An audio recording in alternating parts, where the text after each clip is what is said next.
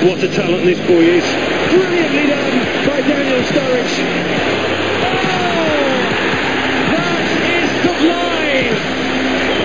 He is a very talented finisher. Sturridge! He's got the defenders all over the land running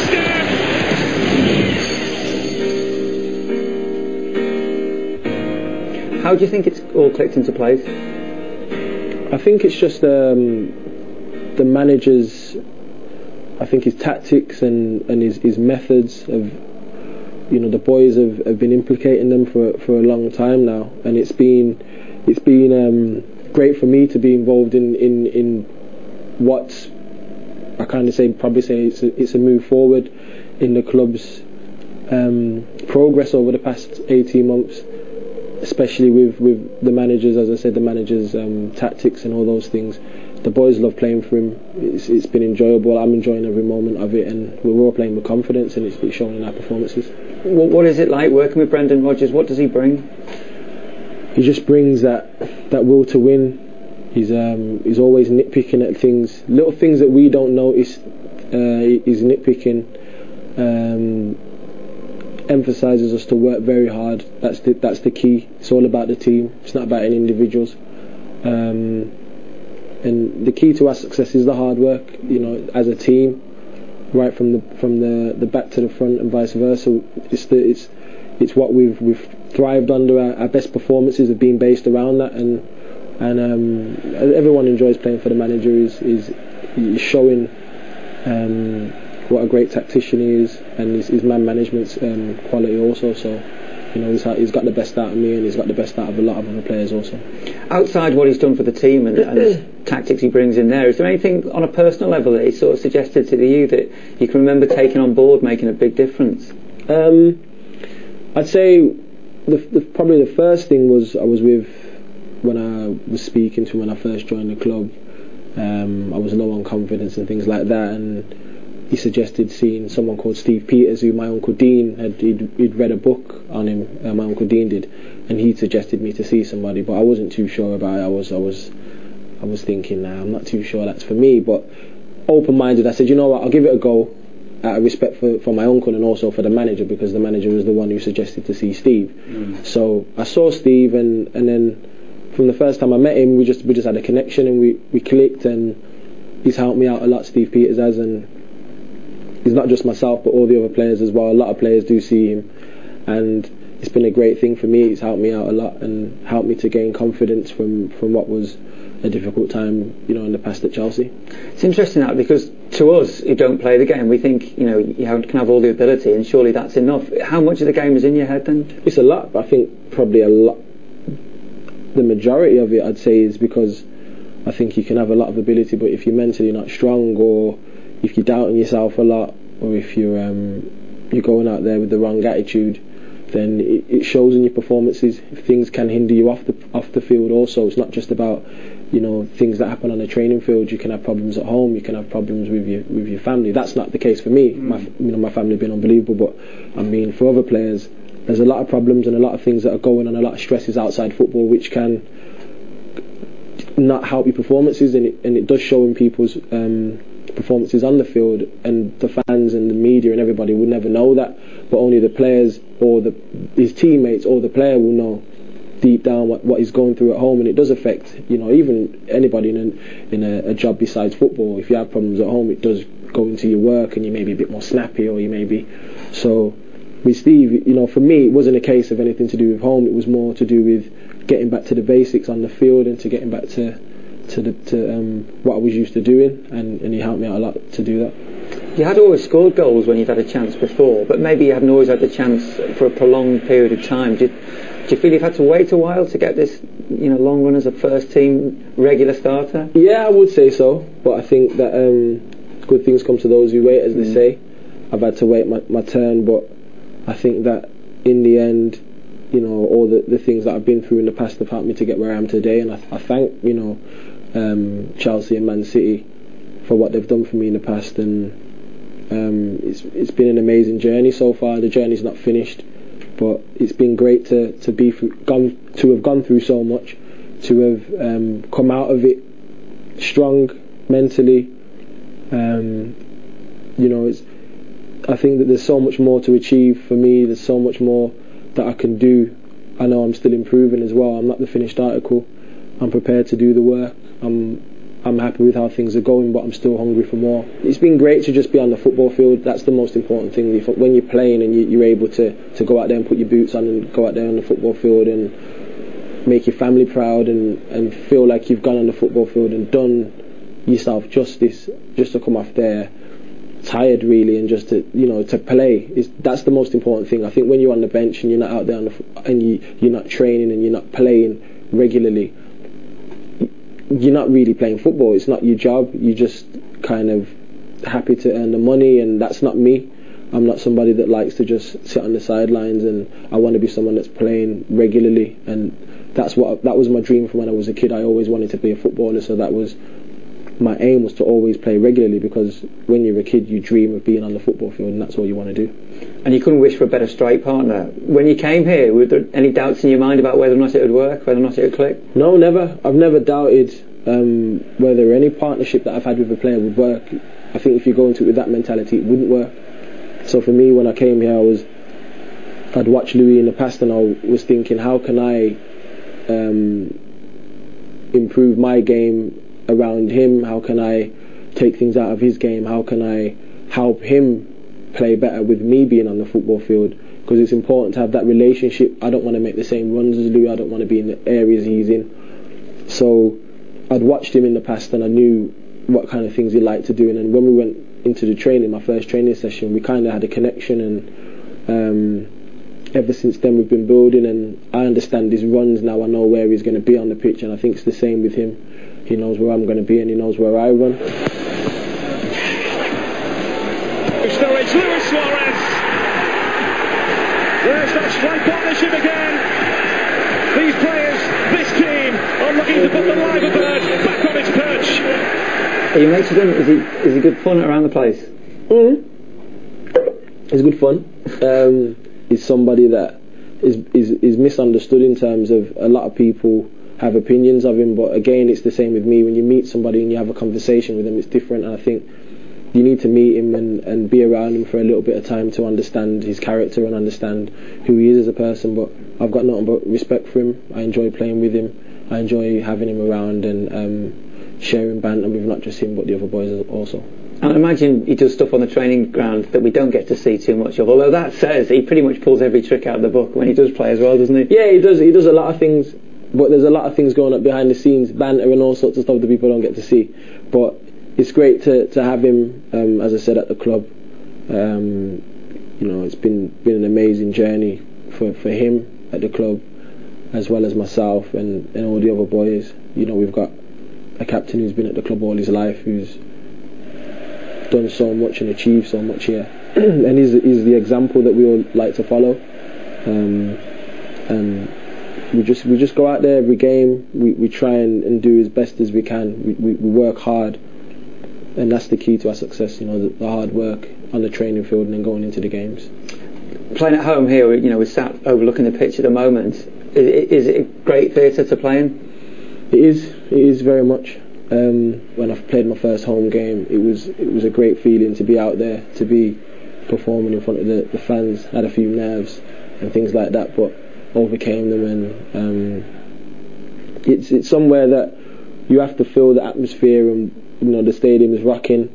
The performances we put in here, we do everything we can to win a game. The fans are the 12th man for us, and that's the key to our success at Anfield especially. You were born at the start of the last season in which Liverpool won the league. I don't know if anyone's ever mentioned that to you. So you won't know really the great Liverpool teams, although you'll obviously know the history. Is there a feeling here that something's building, and that is there a weight on people's shoulders that they need to get a title soon? I think that the past that's gone on at this club is a hard task to follow anyway, because of the legends that have played here and the success the club's had in the past, winning numerous Premier Leagues and FA Cups and European Cups and all these types of things. So it is of course a hard task to follow, but that's what drives us on. That's what makes us want to succeed. someone like Stevie, who's won so much things in the game but not won a Premier League. Us as players, we want to do our best to help him achieve his dream and achieve the goal that he set himself. A lot of the players haven't tasted success, and it's something that everybody wants to have. I want to have success, I want to be successful, and I think it's the same with all my teammates. There's nothing better than picking up a trophy, having won something.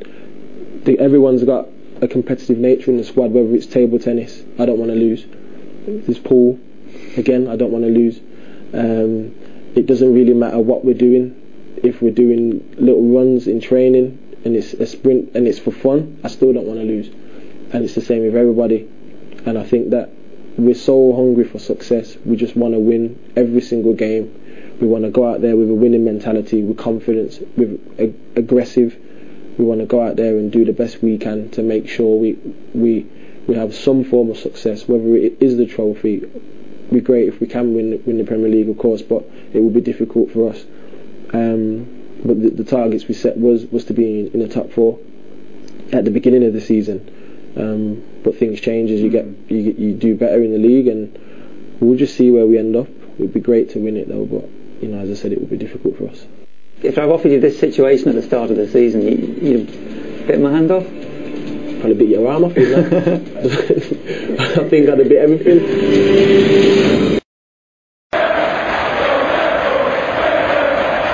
Obviously Stevie Gerrard gets a lot of the press attention and a lot of the fans' attention, and you mentioned him already as a real sort of leader on the pitch. Any other players you think don't get any attention, sort of quietly go about their business, that you as a teammate look to and think he's doing a great job there, maybe he should get a bit more attention? There's loads. I think all the players deserve it. All the players deserve attention. It's not just the starting players as well, the players on the bench, the players who aren't in the squad. We all train together, we all eat together, we all, have banter together. So it's a team. It's not about just the players who are starting. It's the staff. It's the ladies that help us, eat food at the training ground when they're serving the food for the players. It's not just about the players. It's about everything. It's a collective unit. Everybody has their part to play, and if everyone plays their part, then we'll be successful. It's not just about the starting 11 and about the players who are going out there. As I said, it's about everybody involved, and if everybody's involved and they do their bit, then hopefully we can have some success. It's not as if you haven't got enough on your plate here worrying about success, but there's also England as well, and you're very much England's form striker. Is that something that's also in your mind, Brazil in the summer, and what that can mean for you? At the moment, no. Of course, it's a dream of mine to be involved in the World Cup, but it's not something that I've been thinking about too much. When I went to the England camp, the last trip, it was great to be there, it's an honour to put on the shirt, an honour to be playing for England. It's the best feeling in the world to have my family there, and to just experience the last game. My 2 younger cousins came, one of them at the academy at Aston Villa, and it was great to have him there, to see me score a goal and to experience what it's like to be at an England game. And I think that it's important for people to understand how much it means to me to play for England. But when the end of the season comes and the England manager's going to select his squad, hopefully I'll be involved in that, and then I'll look forward to the World Cup. Maybe Liverpool's fans can put the old photos of title wins away. Maybe, just maybe, their team is creating new memories to cherish. It's great that it's coming down to this, isn't it? I mean, if I've offered you this situation at the start of the season, you'd have bit my hand off? Probably bit your arm off, wouldn't I? I think I'd have bit everything. I think at the start of the season, as I said, we aimed for top 4. It's still the aim though, isn't it? And I think we've not guaranteed that yet. I think mathematically we can still not finish in the top 4. So it's not achieved. So we have to continue to play good football, to work hard and get into the top and stay in the top 4. And then at the end of the season, I keep saying it, but it's the truth. I mean, there's actually no point me sitting here saying that I wouldn't want to win the league, but there's other teams ahead of us, aren't there? And I think there's a lot of the teams up there have to play each other, so anything can happen, and hopefully what will happen will be in our favour, and we can get the job done. Meet 9-year-old DJ. He's at the Aston Villa Academy. His brother is Ryan. He's with Coventry City. Ryan's dad is Dean. He played in the Premier League for Derby County. His brother is Michael, who was at Birmingham City. And Michael's son is Daniel, now at Bolton Wanderers. Meet the Sturridges, one of football's most prolific families. I just wanted to ask also a couple of questions about sort of how you developed as a player and how you sort of got to where you have. Obviously, has your family been a big influence to you growing up? Dean obviously was a player himself, a very good player. Massive influence on my career. My family have been. My uncle came to my house a couple of days ago with my granddad, and we were just discussing with my dad that, you know, the hard work that myself and my dad have been through. We've been through so much. You know, my mum, my dad and I have been through a lot in terms of my football and you know, loads of things that have gone on in the past from a young age that could have stopped me along the way. And you know, I'd not played for a long time when I left Coventry because there was things going on, and I was training with my dad for a good maybe 6 months, you know, on a park. We were training I think I was about 12 at the time, and I was literally just training with my dad. He was my coach for about 6 months, and he coached me loads when I was sort of from the ages of 7. We always used to go on a training field. We had the samba goals, you know, the plastic samba goals, and he used to set up maybe 50 cones, and I'd have to dribble through 50 cones and then come back with my right foot, dribble through them, come back do it with my left foot, then do it with both feet. So the journey like that we've been through so much. My dad's helped me out so much and coached me so much, and he knows how much it means to me to have him, to have had him to do all these things for me. And I've been quite lucky in that sense. I've got my uncles who can give me a lot of advice, which a lot of players, I'm quite lucky that I have them. A lot of players don't have that, but my two uncles have been there for me and helped me so much to improve. My Uncle Dean and my Uncle Simon, that is. My older brother as well, from when I was younger, he always used to help me in terms of training, and he's the hardest on me. He says it as it is, keeps it real. He calls himself a realist. He's obviously watching this, that's why I'm saying it. He calls himself a realist because he keeps it real.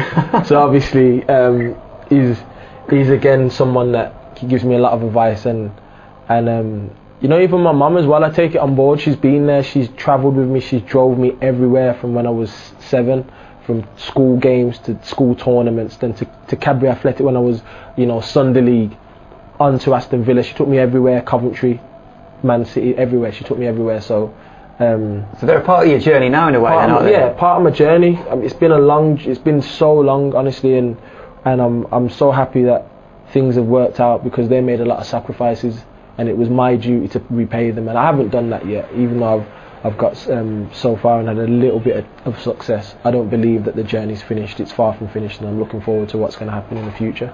But do you see your roots here for a good while yet? Yeah, of course, definitely.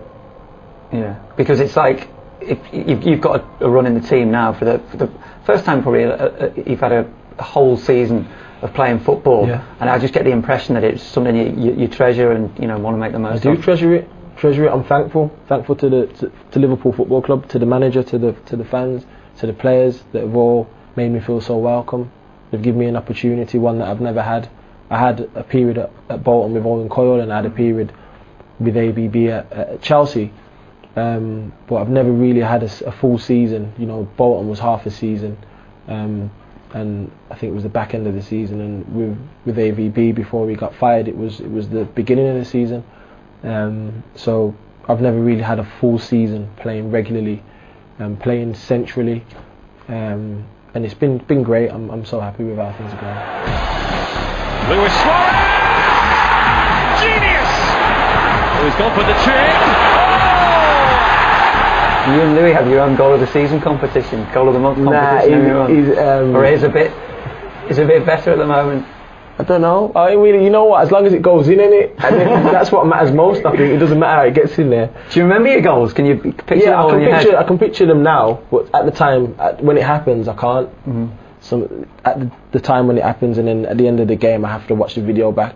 or if Sky Sports clips or whatever, then I don't know what it was, so I have to get my DVD and watch the goal, because a lot of the time I do forget. And what's the feeling like? Some strikers say they get this rush, like they don't know where they are for a minute. You know, when the goal goes in, they get this massive adrenaline rush.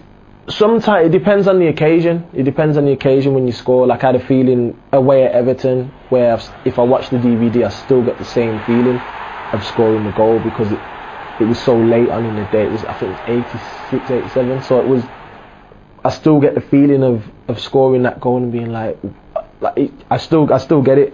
It's difficult to explain. And then at home against Everton as well, when I scored the second goal, the lob, and it wasn't. I don't know. It was a weird feeling. I think that was for 3-0. Yeah. So even then, little feelings you get, you can't explain it, but it's the best feeling in the world. And when you're playing, do you drift in and out of games as a striker, or are you always on it, or are there times when bits of the game passes you by? How does it work? It depends. I like to get involved. I like to have touches. I don't like to be completely out of the game. I don't. Some players play right on the shoulder and stay on the shoulder the whole time, and some players like to drop deep, and I like to mix it up. Sometimes I'll go on the shoulder, sometimes I'll drop deep, and sometimes I'll be lingering out wide, and that's the freedom the manager's given me to do. And it's the same with Louis. Louis has the freedom. We have the freedom to go out there and express ourselves, and so you're quite an instinctive player then, in that sense. Yeah, quite instinctive, but I think that when you're playing, you try and do what I try to do. I try and do things that come natural. I don't try and complicate things, and anything I do, it's something that I've either worked on or comes natural, because at the time you don't have too much time to think.